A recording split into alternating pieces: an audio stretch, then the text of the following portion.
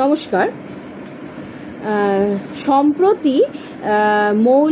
বাংলাদেশের মৌলভীবাজারের কমলগঞ্জের একজন বিখ্যাত বুনন শিল্পী, যিনি একজন তাঁত শিল্পীও বটে, তিনি কিন্তু এই রিসেন্ট অর্থাৎ সম্প্রতি